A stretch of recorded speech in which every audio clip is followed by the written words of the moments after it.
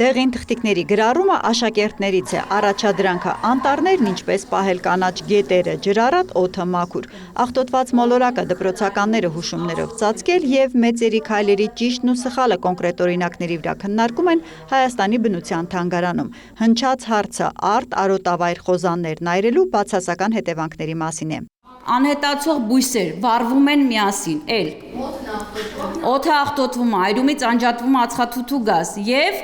հողի տակ ինչեր ունենք, կենդանիներ, դրանք էլ հիմնականում էլի վնասվում են։ Թանգարանի օրվա հյուրերը Երևանի, Ջրվեժի ու Արտաշատի դպրոցների բարձր դասարանցիներն են, հանդիպման թեման էկոկրթությունը։ Փորձը ցույց է տալիս, որ երիտասարդները շատ ավելի ակտիվ են բնապահպանական հարցերում, այնպես որ շրջակա միջավայրի նախարարությունն իր բոլոր կառույցներով կարևորում է հատկապես նոր սերնդի էկոմտածողության ձևավորումը, սկսած կյանքի ամենապարզ առօրյա կենցաղային հարցերից։ Որը կօգտագործեք, գնում եք առևտրի,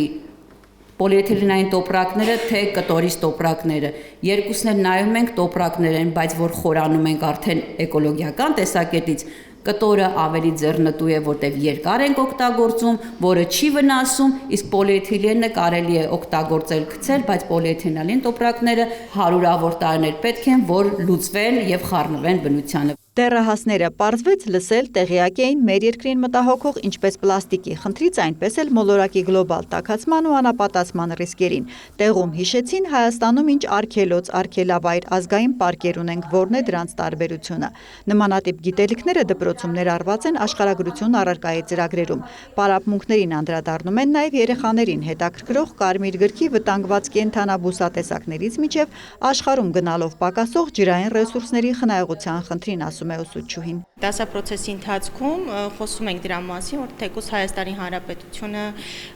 խմելու ջրի, առհասարակ քաղցրամ ջրի առումով ունի միջին ապահովվածություն, նույնիսկ այդ դեպքում պետք է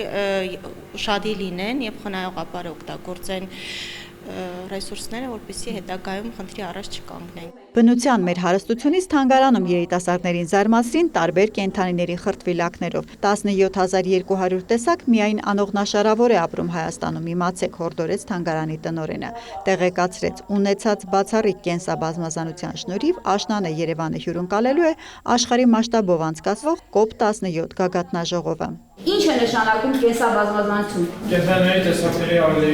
եւ բույսերի տեսակները։ Էկոկրթության միջազգային օրվա պատվին բնապահպան աշակերտներն արժանացան պատվոգրերի։ Վիկտորինայի ակտիվ մասնակիցները ծառ նվեր ստացան, գարնանը կտնկեն դպրոցի կամ տան բակում։ Էրմինե Բաղդասարյան, Էդգար Դավթյան, լուրեր։